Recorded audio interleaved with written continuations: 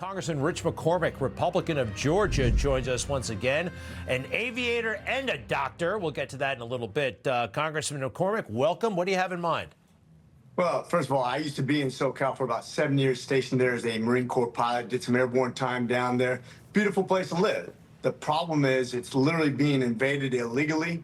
The governor has done nothing about it. As a matter of fact, he's only encouraged this behavior by not cracking down on any of the illegal behavior, not including the violent behavior. So what we do, we decided to come up with the States Act. What that means is basically if a governor or a local government decides not to act to protect his own citizens, its own property, not to mention federal property, then when the president has to activate the National Guard or bring in the Marines, guess who has to foot the bill? The local government that decided not to protect his own stuff to begin with. And I think that would bring some accountability to this piece, which they are sorely lacking right now. That sounds fantastic. So far, so good. What else you got to do to make this thing? My Schoolhouse Rock, I recall that you got to go to the Senate side, right? They're involved in this.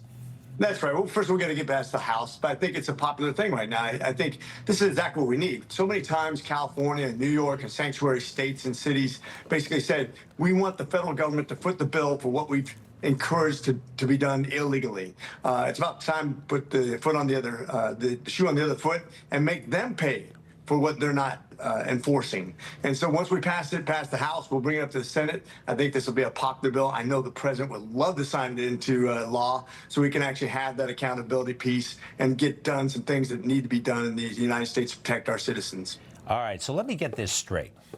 You're a member of Congress, you're a medical doctor, and you were a Marine Corps pilot. That's a lot of accomplishment. The Marine Corps has a pretty hefty commitment for pilots. How did you fit medical school in all that? How did you get that done? This is very impressive, but how did you pull it all off? Well, I'm 87 years old now, and I put in a lot of time. Now, I basically, once I get done with my commitment to the Marine Corps, I made the commitment to go to medical school, residency, come back in into the Navy as an ER doc, served out my 20-plus years. My last tour in Afghanistan is 2016, and then I moved on to do this after a few years of civilian practice in the emergency department, and really enjoy this challenge. It's just another way to serve, just trying to be innovative, serve the people, continue with this amazing life that brings me a little bit of adrenaline along the way. I can't believe we didn't cross paths in the Marine Corps. We were in at basically the same time. What did you fly? I flew the 53 Echo and joined first in 90.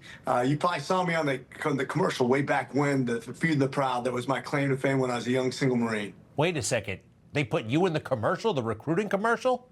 A long time ago, brother. But when we get together, we'll exchange coins and have a drink. Well, that's pretty wild. He was the poster boy for the Marine Corps. Can you believe that? I wasn't in that commercial. I had to. That's really great. Congressman McCormick, Rich McCormick, good luck with the States Act. Keep us posted, and we appreciate it very much. Thanks for your time. Semper Fidelis. Semper Fi.